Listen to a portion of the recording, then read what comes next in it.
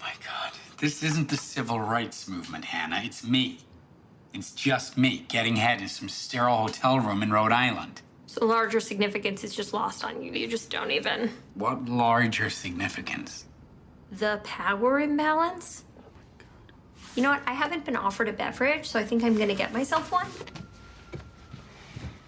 The part where she looks like a Victoria's Secret model and I didn't lose my virginity until I was 25 and I was on Accutane, that part's not lost on me.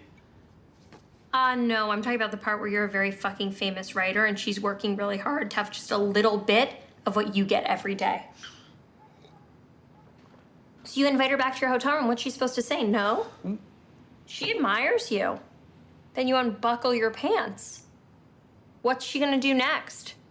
You got it wrong. It's not so she has a story. It's so she feels like she exists.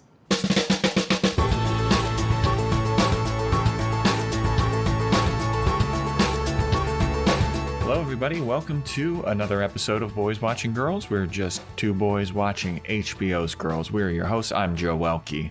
I am Vance. And today we are talking about Season 6, Episode 3. Overall, this is Episode 55. This one is titled American Bitch. I feel so silly saying that. Yeah, it is. It's directed by Richard Shepard. Written by Lena Dunham. The original air date is a little squirrely. All right. Apparently, this one had an online premiere before the actual on HBO premiere. The online premiere was February 24th, 2017. And on HBO, it came on air February 26th, 2017. And that could skew the viewing numbers because it doesn't look like it's a lot. 383,000 people, 0.383. So I think that they're definitely not taking into account the online viewers and blah, blah, blah. But not a lot of people watching this one. And this one's a heavy one, dude. This is the one I watched. This is the one that you saw out of context. Yeah, this is the only one I saw. And I think I watched it because two reasons. Matthew Rhys from, I forget how you pronounce his last name, from The Americans. Yeah.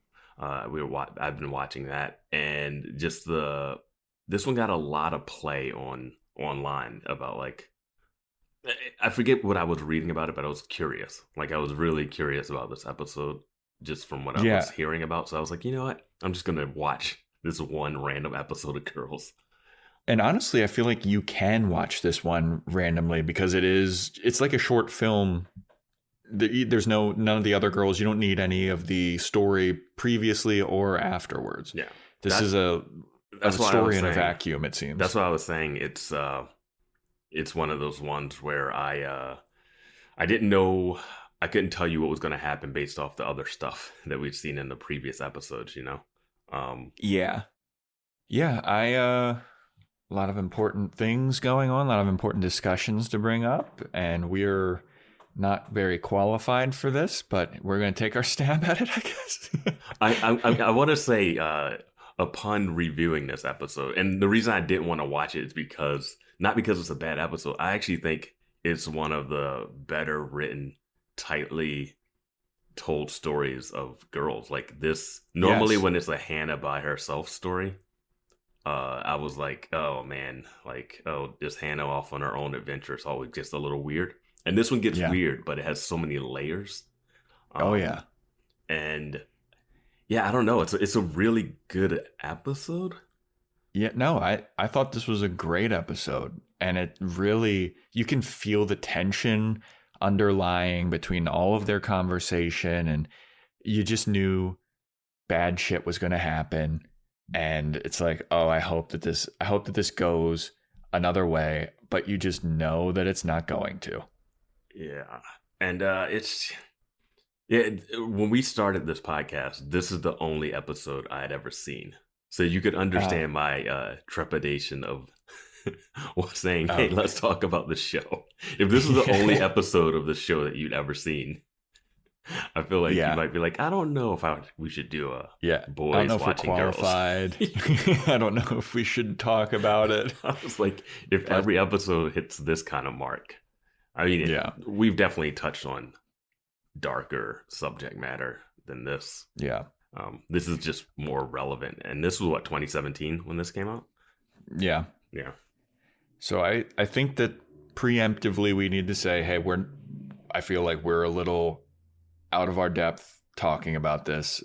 What we say, we're not going to understand the full story about like what women go through and everything with stuff like this. So I just wanted to get that out of the way first. And we might not understand, or I'm speaking for Vance, but I might not understand. I might fuck some stuff up. So I just want to get that out there.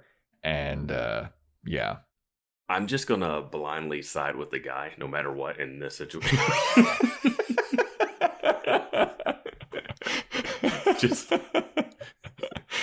boys stick together. And on that note, let's get into the episode. So this is a Hannah story. There's no other girls in this one.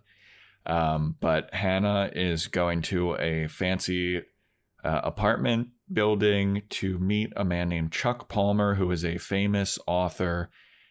And they're discussing an article that Hannah wrote that basically kind of, I guess, takes him to task for potentially having sexual manipulations with women while he's on his book tour, and sexual assault and possible rape or something like that.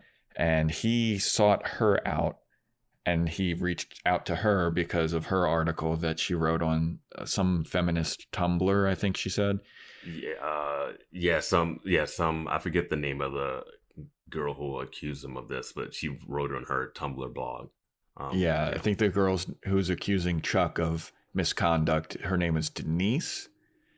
And Hannah wrote an article basically saying, like, I wish that all of my literary heroes weren't such sleazebag pigs. And Chuck wants to bring her to his apartment and tell his side of the story of everything and ask her, why are you writing this article? It's going to potentially ruin my career and,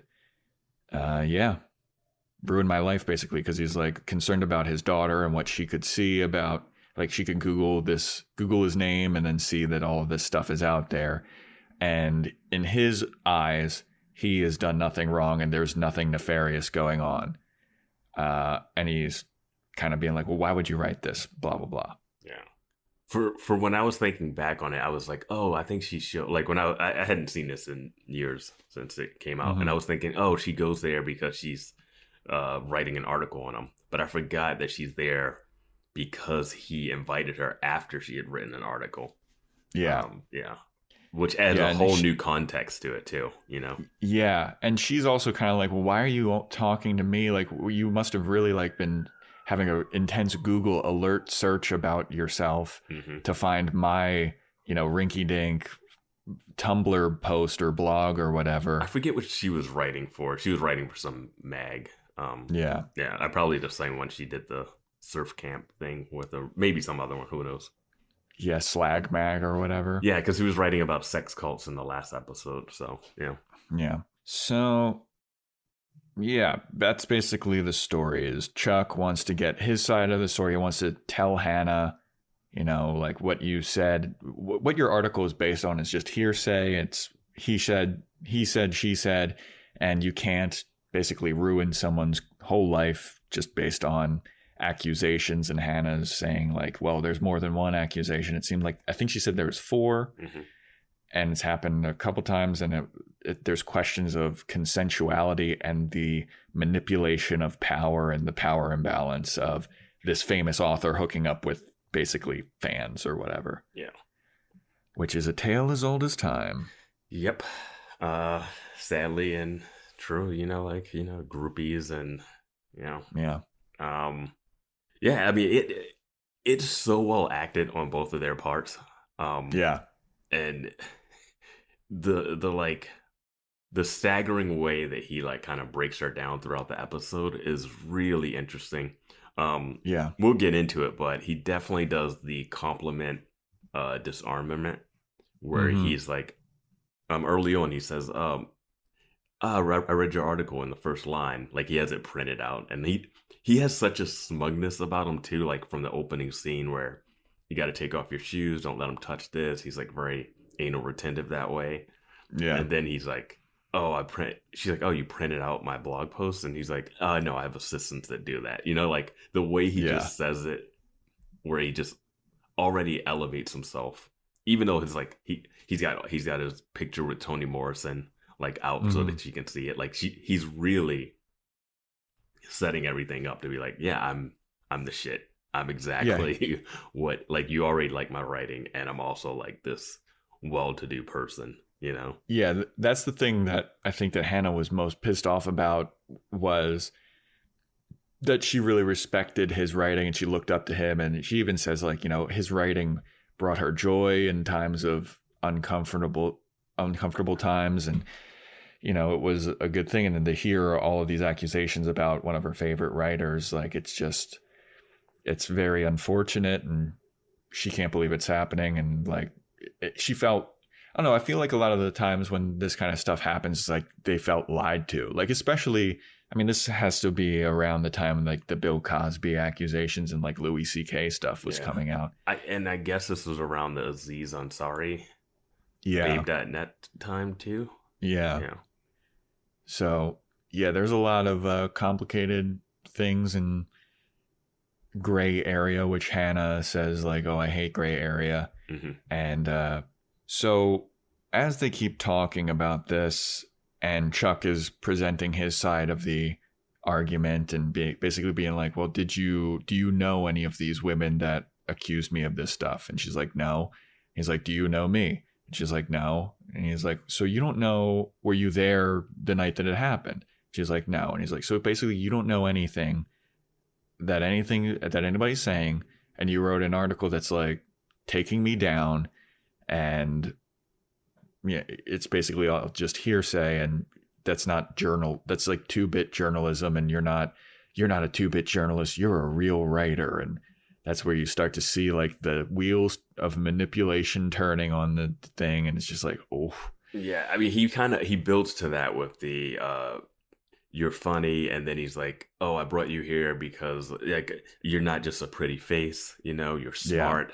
Like, so he's complimenting her looks, she's smart, she's funny, and you're funny, you write well, and then he does it again even towards the end where he says like, yeah, you really are funny, when she's talking about American Bitch and the Philip Roth book, and hoping that one day someone is enough to call her a bitch like that or whatever.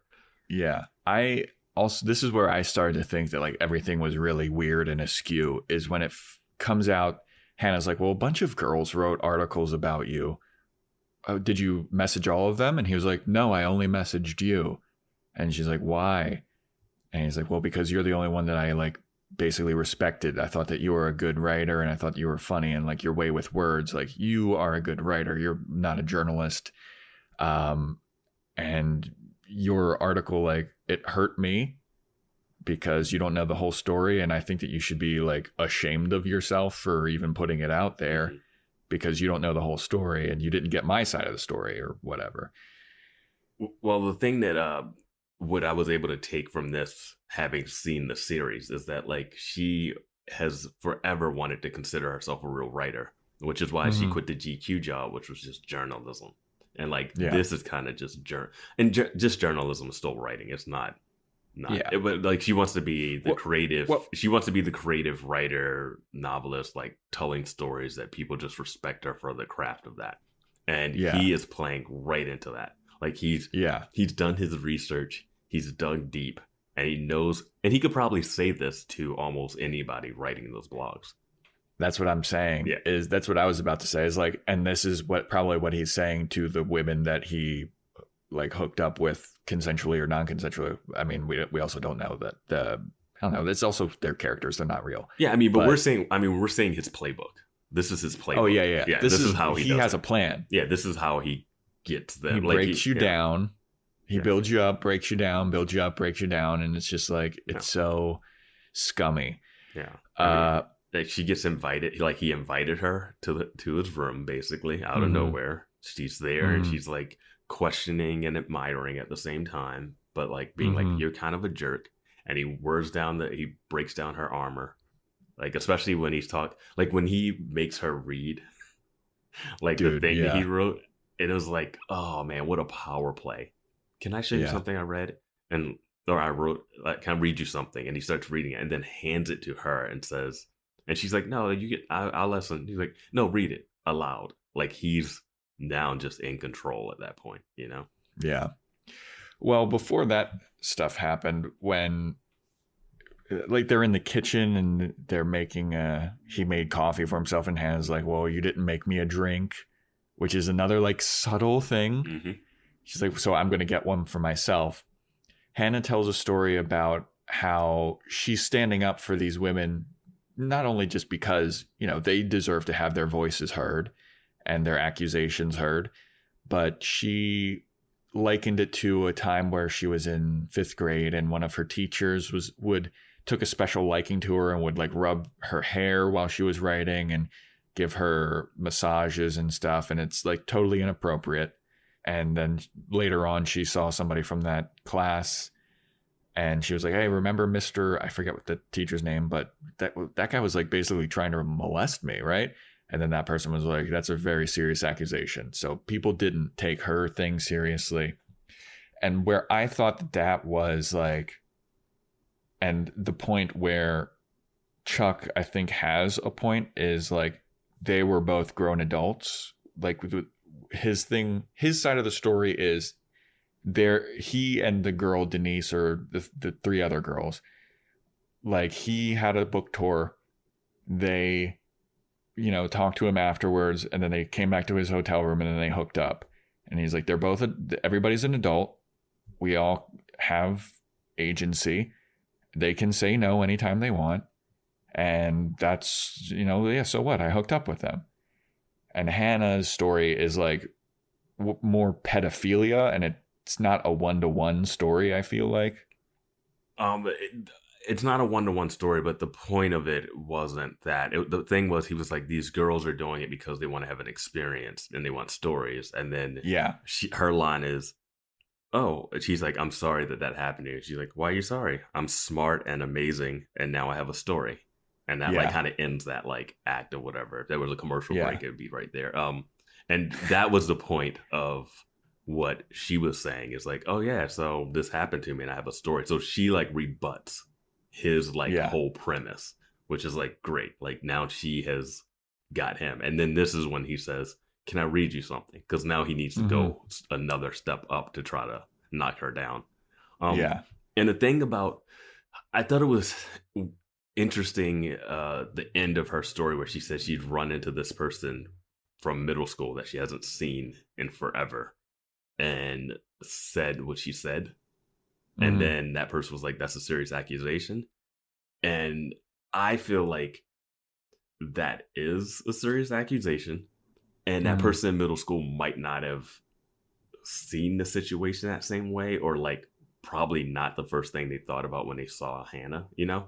Yeah. Like if I just ran into someone from middle school and they'd be like, oh man, wasn't that crazy how the teacher did that thing? I'd be like, I'd have to like really go into the recesses of like,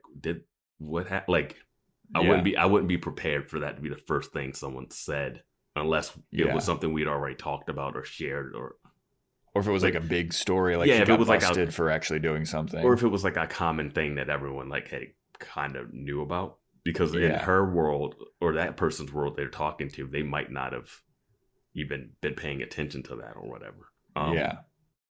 But her point, I mean, what was happening is still an issue and not cool. So it just, and it's really interesting to see this episode again after seeing Hannah do some shady stuff. That's another point that I was going to bring up. Like Hannah did do stuff for a story. We got to go back to an early season when she tries to sexually assault her boss and frame him. That was weird. We just recently have her trying to do a non-consensual blowjob to Ray. In the car. Like that's just as bad, and like not a position of power, but like that's not cool. And then also I feel like, didn't she hook up with Jessa's cousin because she was like, I need a story, or she went only to pick Jessa up from rehab because she's like, this will be good for my writing. Like, yeah, and then she literally flashed her boss, the principal, yeah, to use sexual favors to get out of trouble. Like, so she's not like, if you take this in a bubble, you're like, oh my God, poor Hannah. Like, yeah, and poor all these characters that have been manipulated by this Chuck Palmer guy. But seeing her do stuff throughout the course of this show, now that we're 6 seasons in, because I didn't even realize what season this episode was in when we watched it or when we started this podcast. yeah. But it's really interesting where all the points are valid here. It's just always a little shaded by the Hannah character's past behavior. Yes.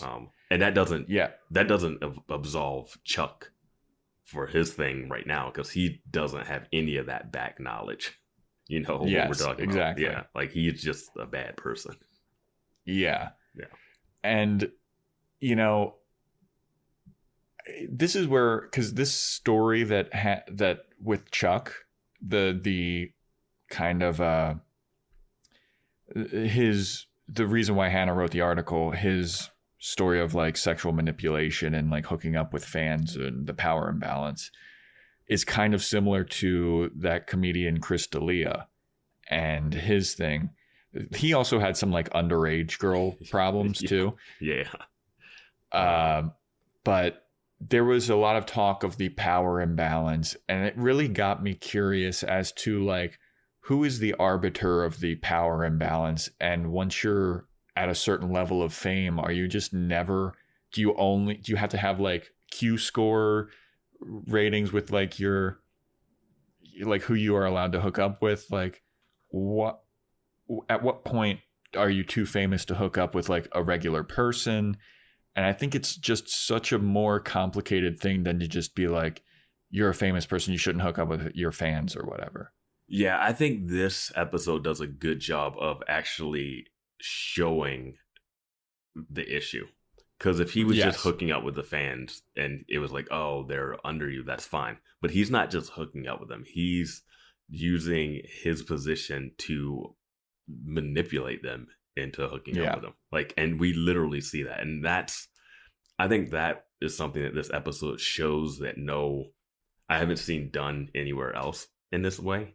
Like, there's, I mean, this isn't one-to-one, but there's this show on Netflix called Criminal, the UK version of Criminal. And Kit Harington, Jon Snow from Game of Thrones, is in a really, really interesting episode about him being like a powerful person and being accused of like basically raping this woman. And it's really interesting the way that that's handled in the show. It's just like an interrogation.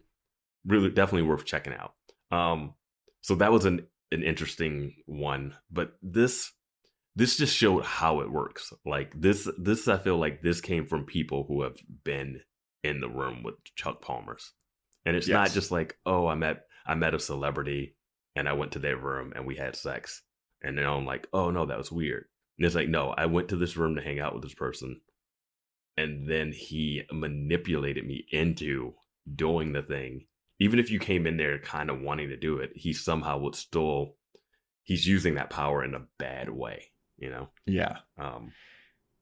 That's why I think that when Hannah says that she hates gray areas, like there's so much gray area though. Like, because at what point does the manipulation start and stop? Like, part of getting someone to desire you is a sort of manipulation, I feel. Like, when you go on a date, you're putting your best foot forward and you're showing yourself as like the most attractive and charismatic as you can be. Some people you could say that that's a manipulation because you're not actually like that. You know, you wear like sweatpants all the time. Yeah. But what Chuck does, and he has a point up to a certain point, because we also don't know the whole story of like what these 4 women are accusing him of and what actually happened. But his side of the story sounds so convincing, and that's how guys like that get away with that kind of shit as well, is because if you're like charismatic like Chuck is, you can really like sell your story like that, and then people are like, oh yeah, that doesn't sound like that. And then we get on later and later into the episode, and then you're like, oh yeah, this guy is totally a fucking scumbag. Yeah. And that, I think that's just what the episode is doing. It's showing how it works. Like how you can get fooled by this, how you can get tricked by this. Like that last shot of Hannah is just like incredible.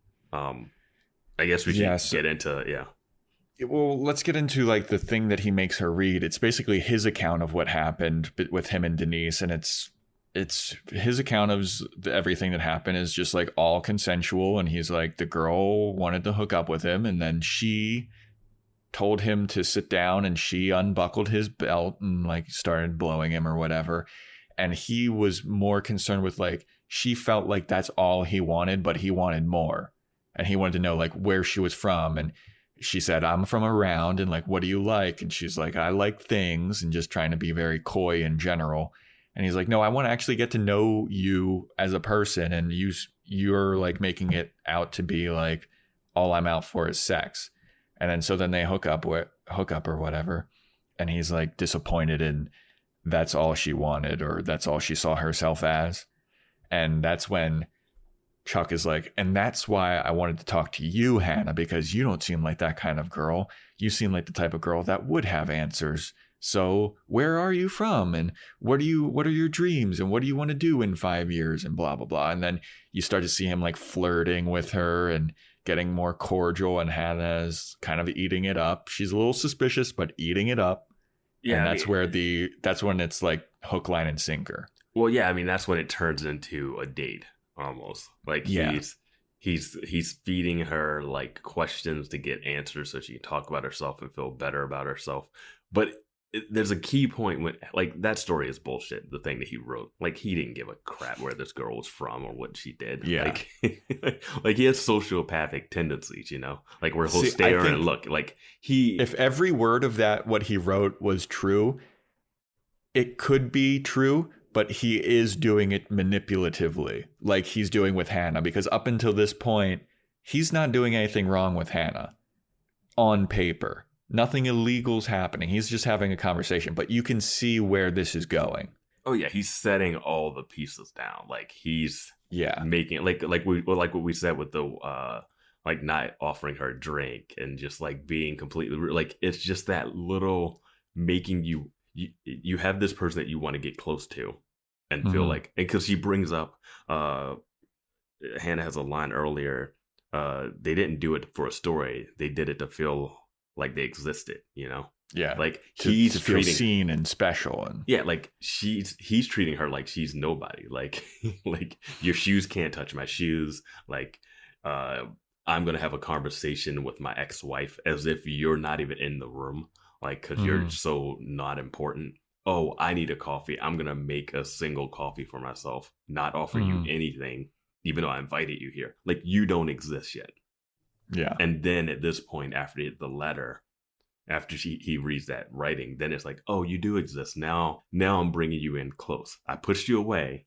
Now I'm bringing you in. And it's just that. Yeah. It's just a well-written episode and like great capturing of this. But there's something that she says after she reads it. She's like, is this fiction or is this like real? Like, because that's what she's getting from it. She's like, yeah, this is just really well written. It definitely shows your point, but like, is this bullshit or not? And he's like, yeah, I just changed the names. I wrote this before. Like I wrote this before she ever wrote that thing. Right. And I'm like, this guy definitely probably wrote this thing knowing like just recently when she came over. Like, oh, dude, he's like, Johnny Appleseed with his planting seeds of doubt. He's just fucking throwing those seeds of doubt all over the place. He's like, oh, this fan of mine gets to read some original writing of mine that's super flowery. And like, now she's going to be on my side. Like and it's the crazy thing is he's not even doing this in a way to prove that he didn't do it. You know, like he's doing it in a way to show, oh, I can keep doing this and I will keep doing this. It's a serial killer's like mindset. Of like, I mean, it's especially when we get like to this later on scene. Yeah, I was like, Jesus Christ, what a psychopath. Yeah. But no, the layers in this episode are just excellent. Who was this? Lena and Lena Dunham wrote it. Yeah, because I remember watching the post episode with Judd Apatow, who produces the show. When I originally watched it, I can't remember exactly what they were talking about, other than the Rihanna song at the end. Yeah, dude, that song is a banger. It fit better this time than it did when I first watched the episode. When I first watched it, I was like, what? That's the song that comes up?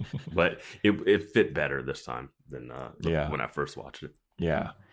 So then they go back to Chuck's room and they're bonding over their literary influences and likes and blah, blah, blah. And Hannah's like, oh my God, I love this writer, even though he's such a misogynist outside of the thing and blah, he's still a great writer. And then Chuck says something like, oh, well, you can't judge people. You don't fuck people based on their politics or their something else. Don't not fuck people based on their politics and beliefs or something like that. Yeah. And then he's like, write that down. And she's like, I'll get it tattooed on my body. He's like, even better. And the book that he has is a signed copy of Philip Roth's When She Was Good. And Philip Roth is a writer. I haven't read his stuff. I know, Joe, you haven't. I'm going to just speak for you. Yeah, I don't read anything. And she was teaching this when she was in school. Like, not exactly this book, but she was teaching Philip Roth stuff. So this is definitely a Hannah/Lena Dunham author. Yeah. Not only is it a Philip Roth book, it is a signed copy to Chuck. Yeah. Which, maybe Chuck even wrote that down in there. If he did that, then that'd be insane. No, I think he's a really well-known novelist. Like, yeah. I mean, his novels are all over the place. When Hannah's walking into his apartment, you see all these like 5-star reviews and awards. And she even makes mention like, well, how could I possibly ruin your career with my blog? Like your most recent book got a rave review 4 days ago. Yeah. If we wanted to devil's advocate it, I will say her saying, oh, why do you even care about this? Why do you even care about this? It did well in like the New York Times thing. And she said, why don't you just let it go? And I feel like it's not easy when something is said about you that's not true. Yeah. And I don't think it's as easy to be like, oh, well, these people all think this. So, yeah, fine. And it's like he brings up a point where like, hey, my daughter will read this and think this. And now it's out there. Like, it's forever out there. So you will care about it. It's not just these people said something about me. No matter. Like, that wouldn't happen for Hannah. Like, that doesn't happen for Lena Dunham. Like, it's just like people don't have that. People don't just go, oh, that's fine. Everything else is great. I can forget this horrible thing. Everyone looks at the negative review and forgets all the positive reviews, that's a stain on your life that's always going to be there. And it's not just like you can just let it go. That's always going to be out there. And, life is more than just success in your profession as well. Yeah. So that's the only thing I could say. Yeah, that's a valid point. Him bringing her there and then trying to convince her in a private location of his place is not the way to do it. And like even him inviting her to his place, that's his home turf. That's another power move. Oh yeah, like it's just so much. But yeah, I wanted to. We haven't. There's only one scene of Hannah that's not with him. And it's when she goes to the bathroom and she like paper towels her sweaty pits and then her sweaty vagina. Oh, like I thought that she was stuffing her bra. I was like, why would she do that? But if she's wiping out her sweaty armpits and stuff, that makes it much more sense. Yeah, no, you were definitely not stuffing a bra. That would give you a whole different view of this episode. Yeah, that's why I was like, what the hell is going on here? Like, no, she was completely nervous and off-put by this whole thing. Like, she's probably never had like someone personally bring her in to like invalidate her writing, and also have that person invalidating your writing be a writing hero of yours. Yeah. So after they bond over their literary enjoyment, Chuck Palmer closes the book, does a classic like slam the book shut, make a big loud noise, and he's like, I'm going to go lay down. Would you lay down with me? I just want to feel close to someone, because I haven't felt close to anyone in a very long time. You can keep your clothes on. You can do whatever you want, set whatever boundaries you want. I'm just going to lay down, and I would like you to lay down with me. And then you see him lay down, and Hannah looks like, oh, fuck, I do not want to be doing this. And then she goes and she lays down next to him. And the whole time, this is like watching a horror movie. Oh, yeah. And before this even happens, he says, oh, you like that book? You can keep it. He gives her the book. He says you can have it. Like, and she's like, it's autographed to you. It's signed to you. And he's like, yeah. Yeah. Like the last little piece. And then he says, before that, he's like, she goes on her like little spiel. And he's like, you know, you really are funny. Yeah. Yeah. Right before he says, I'm going to lie down on the bed. And we can keep our clothes on. We can keep our clothes on, so it's nothing weird. Like, yeah, nothing fishy, nothing nefarious going on here. Yeah, that's the come up for a cup of coffee. I don't drink coffee kind of move at the end of the date, right? Like it's, like there's no reason for this to happen, Hannah. Yeah, like there's no reason for this, Chuck. Yeah, I was so when he's like, I would like you to lay down with me. I was like, please just say no. Like, please just say no. Like, you literally wrote a story about how this happens to everybody that gets into contact with this specific guy. Mm-hmm. Say no. Just don't do it. But I guess with the power imbalance and the games that Chuck has been playing, she's kind of like, all right, well, I don't want to offend this guy. And then she lays down next to him. And then she even apologizes for the article that she wrote about. Yeah, I was going to mention that. Like when they're talking after the story and he's asking her about her life and stuff, like she apologizes in this room, right? Or I forget when she apologizes while she's laying down next to him. Yeah. Yeah, I mean, the apology is like for me, what Chuck is doing is basically trying to say, hey, show her this is how it happens. And I can do it to anyone. Yeah. Like, it's the most ultimate power play, like, ever. And so they're laying down. Hannah's on her back. Chuck is on his side, facing away from her. Then Chuck goes and unzips his pants, pulls his dick out, flips over to where his dick is just laying on Hannah's leg. And then she is, like, frozen. With like, what the fuck is happening? She then grabs his dick, and then he moans, according to the closed captioning. I was like, did he? Okay. According to closed caption, because I saw your look. You were like, did he moan? According to closed caption, yes, he did. And then Hannah jumps up, and she's like, oh my God, your dick is out. I just grabbed your penis. I can't believe this is happening. What's going on? And then they cut to Chuck, and Chuck has the most evil fucking look on his face. And it was so horrifying. It's chilling. Like, yes. It's like Emmy Award winning. The look that he has is just like this smirk and like slightly squinted eyes, and he's just staring at her. Like, and she's like, your dick's still out. Like, you're not even putting it away. He's just staring at her with this like shit eating grin. And it is troubling. It is. And then it gets even worse. It gets even worse because his daughter comes home and she's like, Dad, I'm home. And his dick is still out and he's still got the evil look on his face. And he's like, I'm coming, honey. And then he gets up and like zips his pants up, and Hannah's just like, what the fuck is happening? Like, she tosses the book. She tosses the book. Like, she just drops it. She's like, fuck this.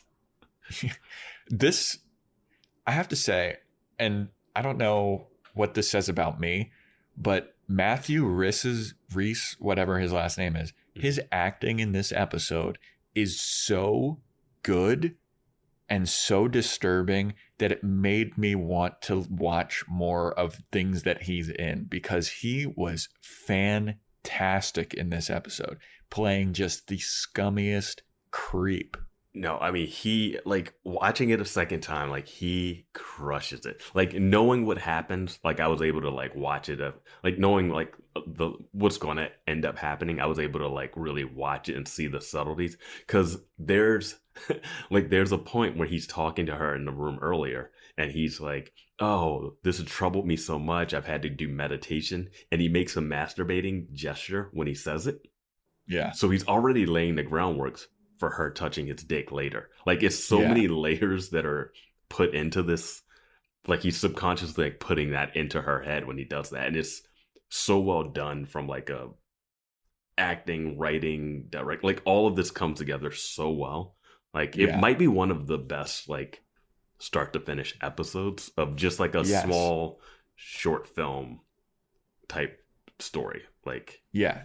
Now, this episode is amazing, and it kind of makes me sad that only a couple 100,000 people watch it. Like, this is one of the lowest viewed ones, but we don't get the online numbers. But people should see this episode. This is a great episode that tackles very important issues, and could also kind of teach women that watch it, like, what the signs are to look out for, and where to, like, stop or put your foot down and all that kind of shit. Because this episode is fantastic. I mean, even I know that I, like, just praised Matthew Rhys's acting, but Lena Dunham's fucking killing it in this episode too, playing, like, the come in with a lot of bravado and, like, I fucking hate this guy, you're a piece of shit, and then just seeing the gradually breakdown of her character and her morals, and see the doubt come across her face. And then when he invites her on to lay down on the bed,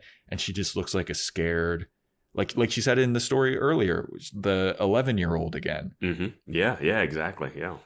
So good, man. It's so well crafted. And, like, it's hard to, like, watch this and not think about one man's trash, you know? Yes. And what we didn't like about One Man's Trash, certain characterizations and not understanding the motive of the actor, what's his name, who also did a great job. Patrick Wilson. Like, it was just, like, harder to grasp his. You had more questions like, why is he doing this? Why is this happening?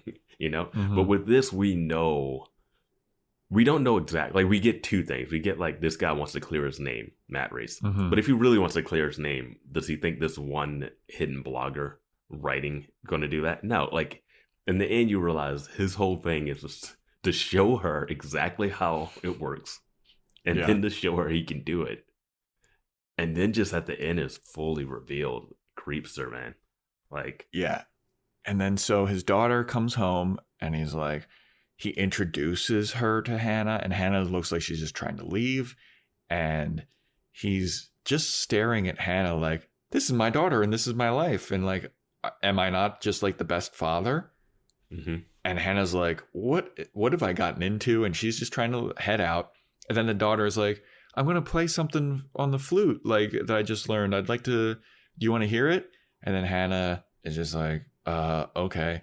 And then so they're sitting in this room together, and it looks like they're all socially distancing, which is fucking hilarious, because Hannah's sitting, like, on one far side of a couch, as far away as possible from Chuck Palmer. I think they were in individual chairs, the way it's set up, right? She was on the couch, and he was on a different chair. Okay, yeah. And the daughter's, like, playing flute, and the dad's like, go ahead, take your time, like, being, like, very supportive.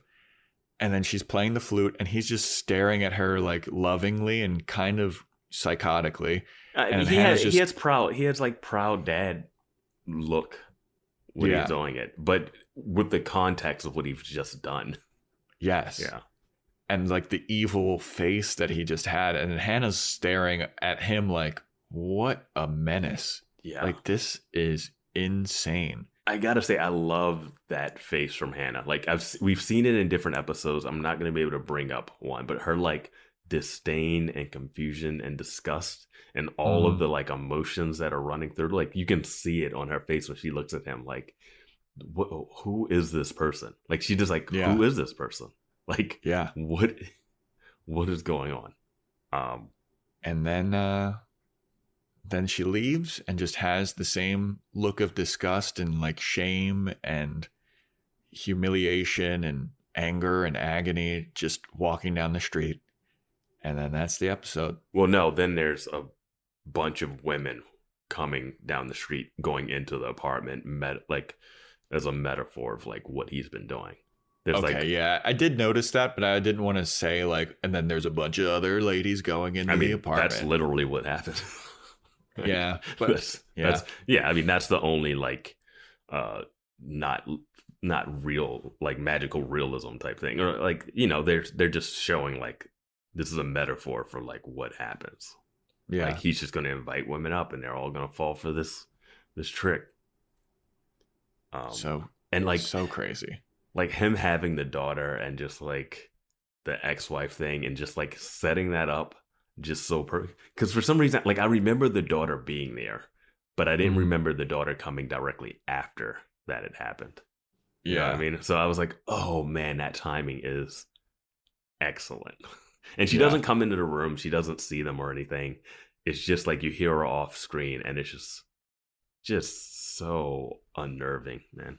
Yeah, it's haunting. Yeah. And did he even know she was coming over then too? Like, I'm really curious what would have happened if the daughter didn't show up.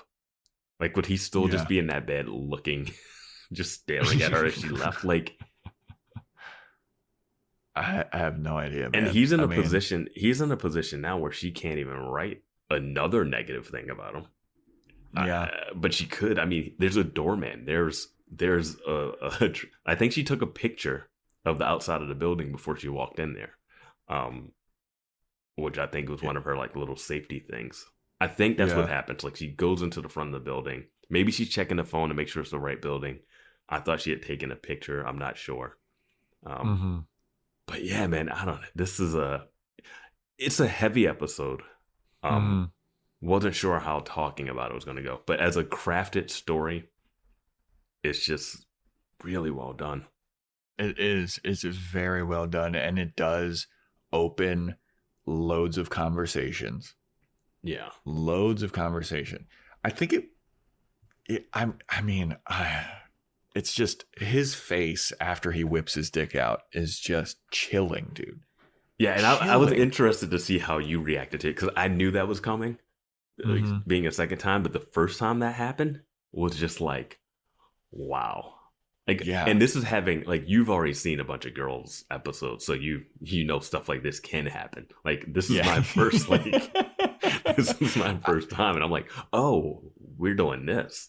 Look, I knew that this was going to happen, and I knew that this is where it was going, and I was just praying that it wasn't. I was watching it just like, please surprise me and leave like, oh, this is crazy nuance, and like this is, you know, there's all kinds of nuance and stuff, but to do it like this makes it a horror movie. Like dude, it's so chilling, it's so good, and oh my god, I mean, it was a great episode. I there's nothing more I could say, and I think that you can watch it out of context. Absolutely, you can. Like, if you're gonna just say, if you want to experience girls, I wouldn't say watch this. If you want to know like what the whole show is, but if you want to watch an episode of Girls to see what it can be at the top level, see, and this episodes like this is what made me want to do this show for the podcast. Okay. Because it was culturally important and it did open a lot of conversations. Like the other ones that we do, you know, when the girls are just like dating and doing stupid shit and Elijah's, you know, running around and giving sassy one-liners. Like those are well and good. Those are fun. But this is like an important episode. This is an important piece of television, an important piece of art that really just opens up so many conversations and makes you think. Yeah, and I think what they did in this one, they handled it with such depth without it being like, I've always brought up that they always like they have important stuff, but they always like undercut it accidentally by the characters doing something so deplorable. Yeah, but this character doing the deplorable thing at the end is what the story is, you know. Yeah. Like, and like Hannah doesn't do anything wrong at all in this. Like anything that we're talking about her is like from past episodes and carrying that into this, but like her going there, like she is just a person in this situation. Like there's no wow, Hannah did that really weird thing, and you're like, well, now I'm like, yeah, it's confused. like I was on her side until this happened. Yeah, it's like, nope, like she's just insert any woman going into that place, any blog writer. Yeah, and again, he does a great job performing this, and yeah, he's in the new Perry Mason show that's on HBO. My wife's been watching that. I haven't watched it. And he's in Americans, if you want to check him out. Americans. I think he's married to Carrie Russell. I heard that The Americans is like one of the best shows ever. The Americans is it's a really good show. Like I've watched it, I got sucked in. It gets a little at points where you're like, I'm not sure if I'm buying that storyline or not. But watch it for the wigs. They go undercover as spies a lot, and it's really funny. And his character is super interesting. Like there's a lot of depth in all their characters in The Americans, but like him and Carrie Russell like really killed it as this couple undercover. And that is the episode, American Bitch. You have any final thoughts on it, Vance? Or for as much as I've been like, this is a lot of conversations opening up, this is one of our shorter episodes. Well, I mean, there's not a lot of stuff. It's just people talking in one location, really. It's kind of straightforward. He gets called Throat Piercer from from the Denise's blog calls him Throat Piercer. Yeah, I just have that highlighted. But I don't think I have anything else. Let's see. Rihanna's song at the end. There's a whole if you're watching this on HBO, there's a bonus features at the end of this one, and I think they talk about the choice of that song. I don't remember it exactly what they say about it, but All right. Well, thank you for listening to this episode on American Bitch. Next episode is titled Painful Evacuation. I think we're getting back to the girls that we know and love. Yeah. We're probably gonna have a more fun, upbeat episode next. Yeah. If I had to guess, I would say that Painful Evacuation might watch it be like about abortion or something. It's gonna be like someone having to leave an apartment.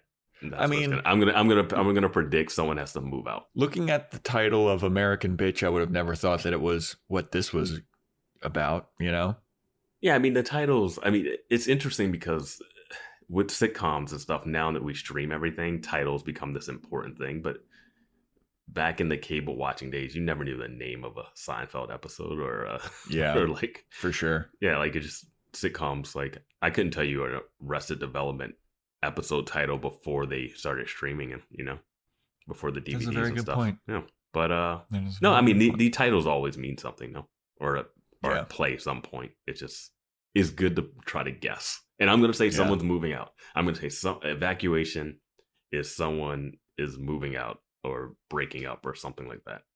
Not a poop say joke. That I was gonna say I'm saying that someone's got diarrhea. All right. All right. That's the yin and the yang of girls. Yeah, it could be both. It could be both. All right, everybody. Thanks for listening. See ya.